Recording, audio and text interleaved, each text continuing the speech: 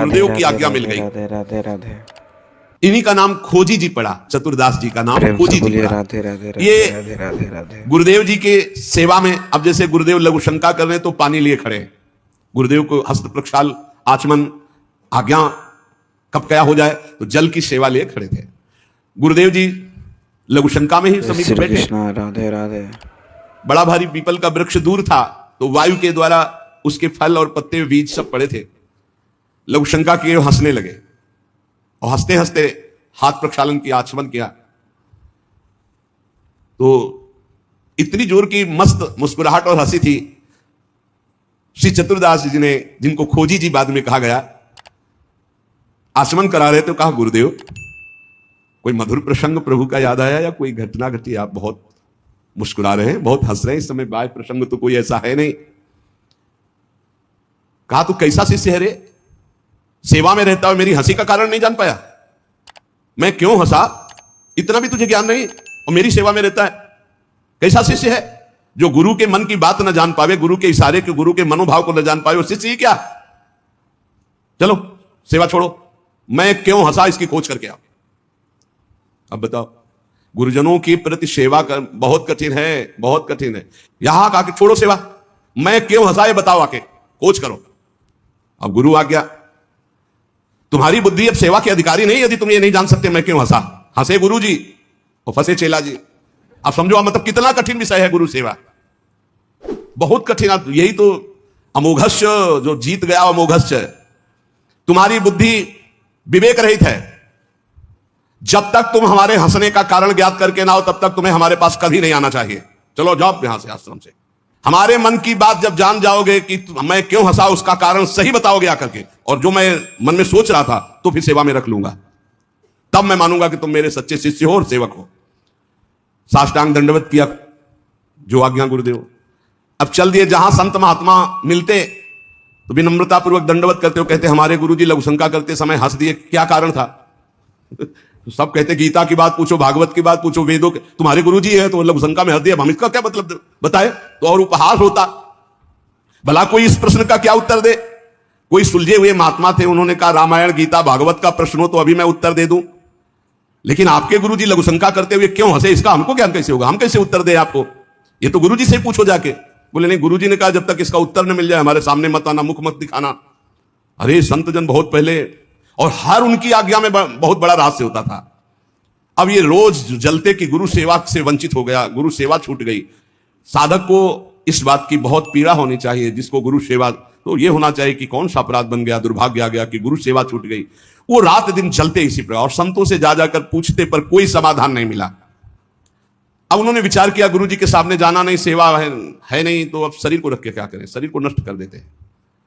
शरीर का परित्याग कर देने की ठानी। ये देखो, ये है गुरु भक्त का लक्षण कि अब शरीर रख के क्या करें। गुरु जी ने सेवा से निकाल दिया, उत्तर मिल नहीं पा रहा, तो शरीर किस काम का। अब वो एकांत में निर्जन वन में जाकर बैठ गए और नाम जप करने लगे और सोचा बस भूख प्यास से पीड़ित होकर यही शरीर छोड़ दूंगा, कुछ खाना नहीं कुछ पीना नहीं, रात दिन भगवान नाम जप करना, शरीर छोड़ दूंगा। गुरु की आज्ञा पे थे, जिज्ञासा प्रबल थी, सेवा छूट गई थी, पीड़ा बहुत थी। अभी कुछ ही दिन हुए थे, न अन्न न जल, रात दिन नाम जप और शरीर छोड़ने का संकल्प। महामहिम श्री कबीरदास जी प्रकट हुए, कहा ए भाई आंख खोलो। आंख खोला तो देखा कबीरदास जी, साष्टांग दंडवत किया। हाँ, क्या प्रश्न है तुम्हारा, क्यों इतना कष्ट सह रहे हो? इसका मतलब समझ रहे हो? जब कोई सच्ची भावना से भगवान का भजन करता है तो भगवान अपने दिव्य पार्षदों को भेज देते हैं समस्या का समाधान। सुनो, जब तुम्हारे गुरुजी लघु शंका कर रहे थे तो उनकी लघु शंका की ढाल में एक पीपल का बीज बह रहा था। बीज को बहते हुए लघु शंका में देखकर गुरुजी विचार करने लगे कि ओहो देखो, इस बीज में पीपल का पूरा वृक्ष छुपा हुआ है। लेकिन जब ये बीज पीपल में था तो कितना बंदनीय और कहां सुव्यवस्थित था, और जब ये पीपल से अलग हुआ तो लघु शंका में बह गया। इसका मतलब पीपल का वृक्ष साक्षात ब्रह्म है और उसका अंश जीव है। जीव जब अविद्या के कारण ब्रह्म से अलग हो जाता है तो मलमूत्र के द्वारों में बह जाता है आसक्ति होकर, और अगर वो ब्रह्म से जुड़ा रहे तो वो ब्रह्म में पूजनीय और ब्रह्ममय हो जाता है। ब्रह्मविद ब्रह्मयु भवति, कबीरदास जी ने व्याख्या करके बताई कि जब वो ब्रह्म से जुड़ा रहता है तो ब्रह्ममय रहता है, जब ब्रह्म से अलग हो जाता है तो मलमूत्र के शरीर में आसक्त होकर मलमूत्र के द्वारों के भोगने में पूरा जीवन नष्ट कर देता है। जीवात्मा जब प्रभु से विमुख हो जाता है तो उसकी यही दुर्गति होती है। जैसे पीपल के वृक्ष से फल से वो बीज अलग हो गया तो लघु शंका के प्रवाह में बह गया, और नहीं तो इतना महान वृक्ष उसमें छिपा हुआ है कि अगर उसे सुव्यवस्थित किया जाए।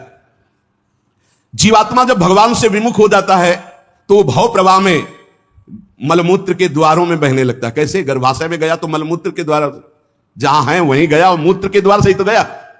जीवात्मा का सृजन कैसे हुआ? मूत्र द्वार से ही हुआ। और है कहां? गर्भाशय के आसपास मलाश्रय, मूत्राश्रय। जीव जबते हरिते बिलगान्यो, जय श्री कृष्ण। तबते राधे देह गेह निज जान्यो, माया बस स्वरूप बिसरायो, तेहि भ्रमते दारुण दुख पायो। जैसे बीज में वृक्ष तथा वृक्ष में बीज मूल रूप से विद्यमान है, उसी प्रकार से परमात्मा समस्त जगत में और जगत में परमात्मा विराजमान है। परमात्मा में सारा जगत और जगत में परमात्मा विराजमान है। पर जब जीव भगवान से विमुख हो जाता है तो ऐसे ही मलमूत्र के द्वारों में भटकता रहता है। अरे मेरे गुरुजी के हंसने का इतना गूढ़ रहस्य! खोजी जी का संशय मिट गया और गुरुदेव के पास आए, साष्टांग दंडवत किया। उनका उत्तर कहा, गुरुदेव महामहिम श्री कबीरदास जी ने ऐसा ऐसा ऐसा बताया। गुरुदेव पुनः मुस्कुराए और कहा, एक प्रश्न ने तुम्हें सिद्ध बना दिया, क्योंकि सिद्ध महापुरुष का दर्शन सिद्ध ही बना देता है। अब आज से तुम हमारे समान सिद्ध हो गए हो। अब तुम आज से हमारे मन की सारी बातें जान लोगे। शिष्य के मन की बात जान लेना तो हर सिद्ध पुरुष का, लेकिन अपने गुरु के मन की बात जान लेना एक बहुत बड़ी बात होती है। कुछ समय बाद जय श्री कृष्ण। राधे खोजीजू के गुरु हरि भावना प्रवीण महा, देह अंत समय बांधी घंटा सो प्रमानिए, पावे प्रभु जब तब बाजी उठे जानो यही, पाए पैन बाजी बड़ी चिंता मन आनिए, तन त्याग बेर नहीं हुती फेरी पाछे आए, वाही थोर पौड़ी देखो आम पक्यो मानिए, तोरी ताके टूक किए छोटो एक जंतु मध्य गयो सो बिलाए, बाजी उठो जग जानिए। खोजीजू की बड़ी महिमा प्रकाशित हुई। गुरु भक्त थे। आज तक किसी को कहीं भी अगर विशेष कृपा प्राप्त हुई तो गुरुदेव के बल से। खोजी जी के गुरुदेव का जब अंतिम समय आया, भगवत चिंतन परायण रहते थे, उन्होंने एक घंटा बांध दिया। कहा, जब मेरा मोक्ष हो जाएगा तो घंटा बज जाएगा, जब मेरा भगवत मिलन हो जाएगा तो घंटा बज जाएगा। शिष्यों से कहा, घंटा स्वयं बजेगा जब मेरा शरीर छूटेगा, भगवत प्राप्ति होगी। परंतु आश्चर्य हुआ, गुरुजी का शरीर तो छूट गया पर घंटा नहीं बजा।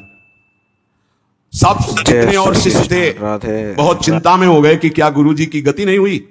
गुरुजी कह रहे थे, जब मेरा गति हो जाएगी, भगवत प्राप्ति हो जाएगी, शरीर छूटते ही तो घंटा बज जाएगा, लेकिन घंटा तो बजा नहीं। और गुरुजी के वचन परम सत्य, इसका मतलब गुरुजी को भगवत प्राप्ति नहीं हुई। भ्रमण में गए थे। कुछ समय बाद खोजी जी आए तो बड़ी समाज में उदासीनता थी शिष्यों में सब, और खोजी जी से कहा, गुरुजी की सदगति नहीं हुई। क्यों? गुरुजी तो स्वयं ब्रह्मस्वरूप हैं। बोले, उन्होंने घंटा स्थापित किया था कि जब शरीर छूटेगा भगवत प्राप्ति होगी तो घंटा बज जाएगा। तो घंटा तो बजा नहीं, तो गुरुजी के वचन असत्य नहीं हो सकते, मतलब गुरुजी का मोक्ष नहीं हुआ। खोजी जी कहां गुरुजी का शरीर छूटा था? बोले, आम के पेड़ के नीचे गए। जहां गुरुजी लेटे थे मुझे बताओ। बोले, यहां लेटे थे। लेट गए और सामने देखा तो एक पका हुआ आम था ऊपर। उनका इस आम को तोड़ो। आम को तोड़ा और जे भी उस आम को चीरा तो एक कीड़ा निकला, और बस वो कीड़ा अंतर ध्यान हुआ, वही घंटा बज गया। कीड़ा अदृश्य हो गया और घंटा स्वयं बज गया। बहुत विचित्र बात है। भला इतने सिद्ध महापुरुष, क्या इनकी गति में अंतर आम ने डाल दिया? बोले, हां। दो इसके भाव प्रकट किए। शिष्य की तो योग्यताई नीके मन आई अजू, गुरु की प्रबले पैने को घटी क्यों भई, सुनो या की बात मन बातवत गति कही, सही लय दिखाई और कथा तिरसिमयी। बोले, इसके दो भेद हो गए। पहला, जिसके शिष्य इतने सिद्ध हैं उनकी गुरु की भला गति बिगड़ जाएगी, पर दिखाया दो भाव इसमें प्रकट किए गए हैं। पहला दिखाया गया, चंचला ही मना कृष्णा प्रमाथि बलवत दृढ़म तस्याहम निग्रहम मन्ने वायुरिव सुदुष्करम। ये मन बड़ा चंचल है, प्रमथन स्वभाव वाला है, बड़ा बलवान है। इसको वश में करना मानो तूफान को रोकने के समान है। मन को बहुत संभालना कठिन है। कह रहे, सुमेरु पर्वत को कोई उखाड़ सकता है, 4 लाख योजन का है, पर मन को बस में नहीं कर सकता, इतना बलवान मन है। कोई बिजली को हाथ से पकड़ सकता है, पर मन को नहीं पकड़ा जा सकता। बहुत विचित्र चंचलता है इस मन की, इसको हल्के में ना ले। इतने सिद्ध महापुरुष, और जब उनका अंतिम समय तो पका हुआ आम देखा, पके हुए आम में मन चला गया। कहीं भी बल फल सकता है। इतने सिद्ध महापुरुष आम में तो घंटा नहीं बजा। ये पहला जन साधारण के लिए। और असाधारण बात थी कि आम में तो मन गया, पर वैष्णव का मन स्वयं भोक्ता होता नहीं। वो तो कोई भी अच्छी चीज देखे तो भगवान में, तो तत्काल भगवान का ध्यान किया कि अब असमर्थ हूं, शरीर छूटने वाला है। ये आम बहुत बगीचे का हमारे सुंदर था, हम सोचते आपको भोग लगा देते। इसी सोच में प्राण निकल गए। तो भगवान ने अंतिम इच्छा पूर्ति करने के लिए कीट रूप धारण करके आम पाने आ गए। तो भगवान से मिलन हुआ नहीं। जब आम को छेदन किया और वो भगवान अंतर ध्यान हुए, तब जाके खोजी जी से मिले तो घंटा बज गया। इसका आंतरिक रहस्य बताया। तो यहां यह बताया गया कि मन बड़ा चंचल है। भगवत प्राप्ति करने वाले उपासक को कहीं भी अपने मन की वृत्ति ना अटक जाए, इसमें अंतिम तक सावधान रखना है। अंतिम तक कभी भी फंस सकती है। और दूसरी बात है, जिसका स्वभाव बन गया है हर वस्तु हर व्यक्ति में भगवान का दर्शन, भगवान को समर्पण, तो उसकी दुर्गति नहीं हो सकती। तीसरी बात, जो गुरुदेव के शरण में रहकर गुरुदेव की आज्ञा अनुसार चलते हैं, आपको सच्ची बतावें, गुरु अपने से भी ऊपर महिमाशाली उसे बना देता है। इस प्रसंग से समझिए कि अगर खोजी जी को गुरुदेव ने आज्ञा दी तो सिद्धों के परम सिद्ध बना दिया अपने शिष्य को। इसका नाम मृत्यु लोक है। यहां सब अपने समय से चले जाएंगे। अगर सत्संग सुनते हो, भगवान की शरणागत हो और तुम्हारा कोई पधार जाता है, तुम विकल हो जाते हो, श्रद्धा नष्ट हो जाती है, तो किस बात की शरणागति? तुम्हें क्या पता नहीं कि इस लोक का नाम मृत्यु लोक है, यहां सब मरेंगे? इस वीडियो के इसलिए कभी भी मोह नहीं होता।